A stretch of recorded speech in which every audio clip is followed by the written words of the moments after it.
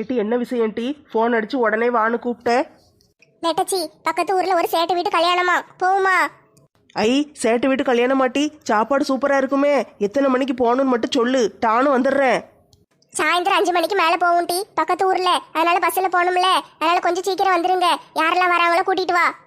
யார் வருவா? மாலாக்கா வருவாங்க, சிம்ரன் பிள்ளை வரும். நம்ம 4 பேரும் போக வேண்டியதுதான். சரி டி, அப்ப அவங்கள கூட்டிட்டு வந்துடுறியா? சரி டி, மறக்காம வந்துடுறேன். சரி, நான் போயிட்டு வரேன். சாயந்தரம் பாப்போம். நம்ம மட்டும் போனால் ஜாலியாக இருக்காதே. லட்சுமி அக்கா இளிச்சக்காலாம் வந்தாங்கன்னா நல்ல ஜாலியாக இருக்கும். பேசாமல் அவங்களையும் ஃபோன் அடித்து கூப்பிடுவோம். உண்மையை சொன்னால் லட்சுமி அக்காலாம் வரமாட்டாங்க. ஏதாட்டும் ஒரு பொய் சொல்லி கூட்டு போக வேண்டியது தான். பிரியா, உனக்கு வடநாட்டுல எல்லாம் ஃப்ரெண்ட் இருக்காங்களா? அந்த பிள்ளை நல்ல வசதியான பிள்ளையா இருக்கும் போல. ஆமாக்கா, என் கூட காலேஜ்ல படிச்சா. அவங்க அப்பா ஒரு சேட்டு, நல்ல வசதியான குடும்பத்து பிள்ளைக்கா. ஏட்டி பிரியா, லட்சுமி அக்காக்கும் இளிச்சக்காக்கும் உண்மை தெரியாது. நம்ம உன் ஃப்ரெண்டு வீட்டு கல்யாணம்னு சொல்லி தான் ஏமாற்றி கூட்டிகிட்டு வந்திருக்கோம். உண்மை தெரிஞ்சால் சண்டைக்கு வருவாங்க. கடைசி வரைக்கும் உண்மை தெரியாமையே பார்த்துக்கிடணும், சரியா? சரி சரி, நான் சொல்ல மாட்டேன் டி, நீங்க யாரும் சொல்லிடாதீங்க.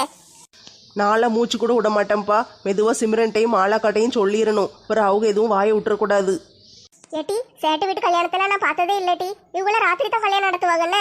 கல்யாண மண்டபமே இவ்வளவு அருமையா இருக்கே. நிறைய செலவு பண்ணியிருப்பாங்க போல. சேட்டு நல்ல பணக்காரன் தான் போல. கோடிக்கணக்கில் செலவாயிருக்கும் கல்யாணத்துக்கு. இங்க பாத்தீங்களா, சுத்தி சுத்தி கொடையெல்லாம் அடுக்கி வச்சிருக்கான். ஆமாக்கா, கொடை நல்ல அழகழகா கலர் கலரா இருக்கே. நம்ம ஆளுக்கு ஒன்று போகும்போது எடுத்துட்டு போகுமாக்கா? மழை காலத்துல யூஸ் ஆகும். என் மவன் வேற கொடை இல்லைன்னு கேட்டுக்கிட்டு இருந்தான். வீட்டுல இருந்த ஒரு கொடையும் பிஞ்சு போச்சு. ஆளுக்கு ஒன்று எடுத்துட்டு போகும்னு. எங்க போனாலும் உங்க வேலையை கட்டாதீங்கடி. கையை காலை வச்சுட்டு சும்மா இருங்க. வந்தமா சாப்பிட்டுட்டு போனமான்னு இருக்கணும். இது அடுத்த வீடு, நல்ல பணக்கார வீடு. இங்க வந்து எதுவும் அசிங்கப்படுத்திக்கிட்டு நிக்காதீங்க. சரி, வளன்னு பேசிக்கிட்டு இருக்காதீங்க. ஆக வேண்டிய வேலையை பாருங்க. ஆக வேண்டிய வேலையா? அது என்ன டி வேலை? உள்ள போய் சாப்பாடு எங்க போடுதாங்கன்னு பார்க்க வேண்டாமா? ஏட்டி, வந்தோடனே சோறுங்காதீங்க டி. முதல்ல கல்யாண மண்டபத்துக்கு வந்தா கல்யாணத்துக்கு போய் பார்க்கணும்ல. பார்த்துட்டு தானே சோறு சாப்பிட போகணும். ஏமா பிரியா, நானும் கவனிக்கவே இல்லையே. உன் ஃப்ரெண்டு வீட்டு கல்யாணம்னு ஒரு கிஃப்ட் எதுவுமே வாங்காம சும்மா வந்திருக்க கையை வீசிக்கிட்டு. ஏக்கா, என் ஃப்ரெண்டு பணக்காரி தான்க்கா. ஆனா அவ ரொம்ப சிம்பிளா இருப்பா. அவளுக்கு இந்த கிஃப்ட் கொடுக்கறது வாங்குறது அதெல்லாம் பிடிக்காதுக்கா. அதனால நம்ம போய் நேரா சாப்பிட்டு போயிருவோம். நேரா போய் சாப்பிட போகணுமா? ஏட்டி, கல்யாண வீட்டுக்கு வந்துட்டு நேரா சாப்பிடாம போவாங்க? உன் ஃப்ரெண்டு உன்னை பத்தி என்ன நினைப்பா? அவளை போய் பார்த்து பேசிட்டு ஒரு போட்டோ எடுத்துட்டு பிறகு தானே சாப்பிட போகணும். என்னடி இது? லட்சுமி அக்கா கல்யாண பொண்ணு கூட போய் ஃபோட்டோ எடுக்கணுங்காக எதையாவது ஒன்று சொல்லி சமாளிடி. ஏக்கா, என் ஃப்ரெண்டுக்கு சாப்பிடாம போய் பசியோட நின்னா பிடிக்காதுக்கா. அதனால வந்தோடனே சாப்பிட்டுட்டு வாங்கன்னு முதலே சொல்லிட்டாக்கா. அப்படியாட்டி, உன் ஃப்ரெண்டு ரொம்ப நல்ல பிள்ளையா இருக்காளே. நீ முதலே கல்யாண வீட்டுக்கு போகணும்னு சொல்லியிருந்தீங்கன்னா நானும் நல்ல சேலையை கட்டிட்டு இவங்க எல்லாரையும் நல்ல ட்ரெஸ்ஸா போட்டு வர சொல்லியிருப்பேன். ஒரு கொண்டையும் போட்டுட்டு நல்லா வந்திருக்கலாம். இப்போ பார்த்தா ஒரு அழுக்கு சேலையும் பழைய கொண்டையும் தான் போட்டு வந்திருக்கு. நம்ம மட்டும்தான் இப்படி இருக்கோம். மற்றவங்களெல்லாம் பாரு, நல்லா அழகழகா துணி உடுத்திட்டு வந்திருக்காங்க. நம்ம தான் பறக்க வெட்டி மாதிரி வந்திருக்கோம். ஏக்கா, என் ஃப்ரெண்டுக்கு சிம்பிளா இருந்தா தாங்க பிடிக்கும். நம்ம எப்பவும் வீட்டில் இருக்கிற மாதிரி வந்தாலே அவளுக்கு ரொம்ப பிடிக்கும். ஏட்டி சிம்ரனு, நீயும் பம்பாய்க்காரி தானே? நீயும் இதை மாதிரி நிறைய சேட்டு வீட்டு கல்யாணத்துக்குலாம் போயிருப்பல்ல? ஆமா ஆமா, ஊர்ல எந்த வீட்டுல கல்யாணம் நடந்தாலும் நான் போயிருவேன். சேட்டு வீட்டு கல்யாணத்துல சாப்பாடு சூப்பரா இருக்கும். ஏட்டி, நாங்களும் சேட்டு வீட்டு கல்யாணத்துல போய் ஆட்டையை போட்டு சாப்பிட்டுருக்கோம் டி.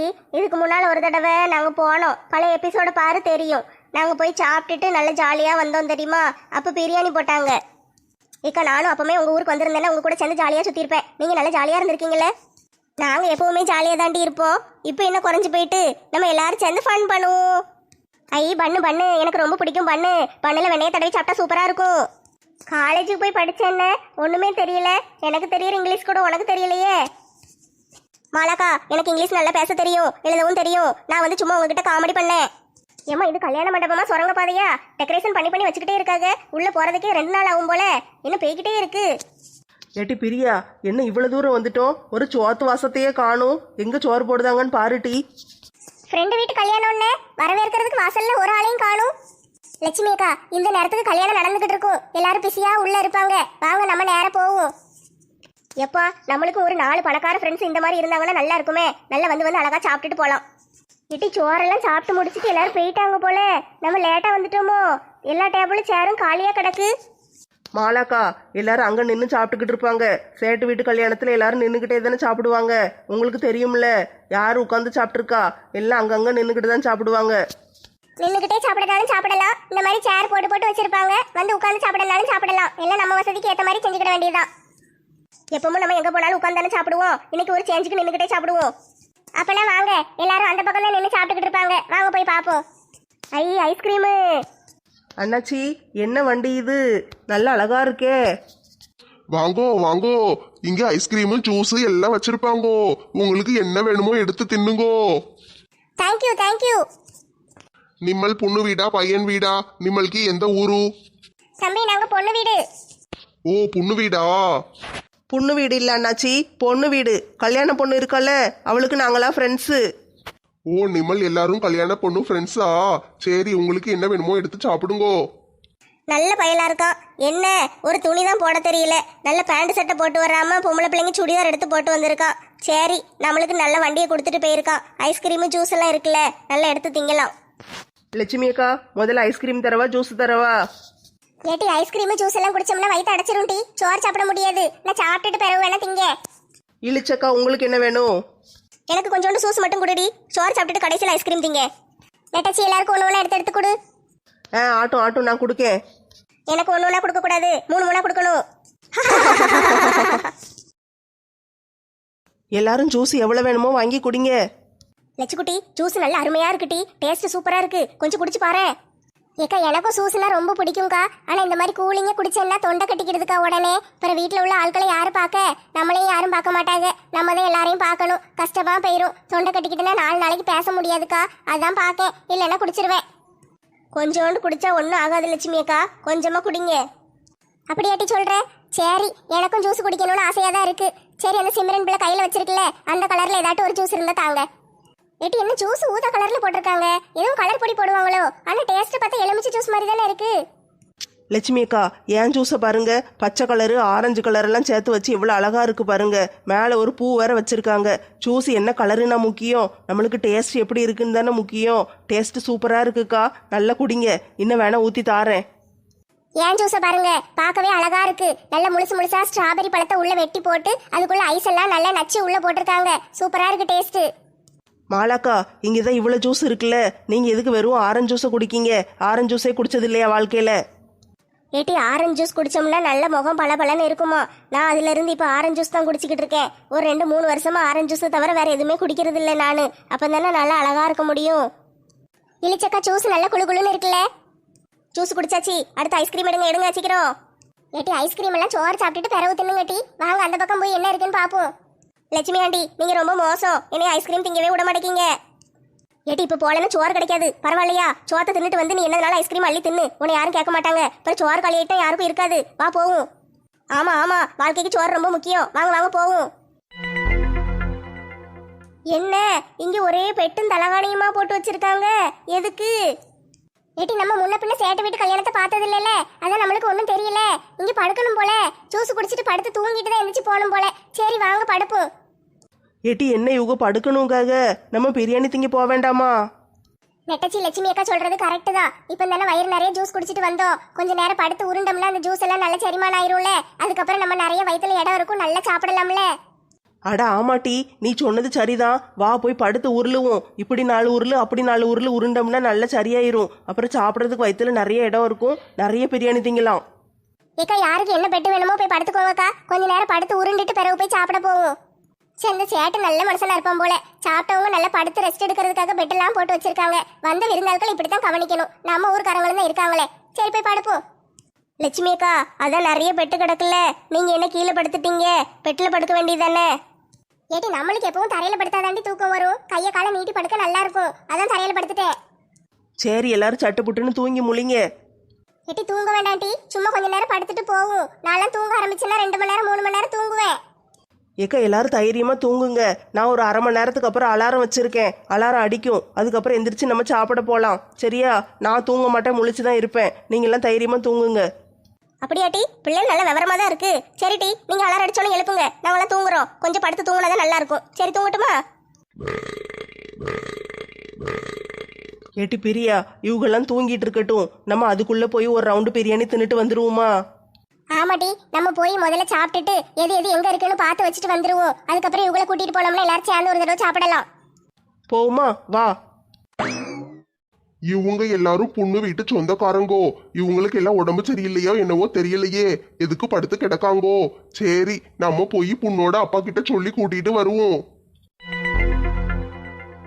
அரை மணி நேரத்துக்கு பிறகு எந்திரிங்க எந்திரிங்க, எல்லாரும் எந்திரிங்க. அரை மணி நேரம் ஆயிட்டு. லட்சுமி அக்கா, இளிச்சக்கா, மாலாக்கா, எல்லாரும் எந்திரிங்க சீக்கிரம், நேரம் ஆயிட்டு சாப்பிட போகணும். எப்பா, தூங்கி எந்திரிச்சோன்னா உடம்பு நல்லா லேசா இருக்கே. நல்லா இப்ப சோறு கொடுத்தா ஒரு குண்டான் சோறுனாலும் சாப்பிடுவேன். சரி போய் சாப்பிடுவோம் மாட்டி, நல்லா பசிக்கி, வாங்க போய் நல்லா சாப்பிடுவோம். சே, நம்ம ஊர் கல்யாணமும் தான் இருக்கே, சோத்தை போட்டு உடனே மொய்யை வாங்கிட்டு வெளியே தள்ளிடுவாங்க.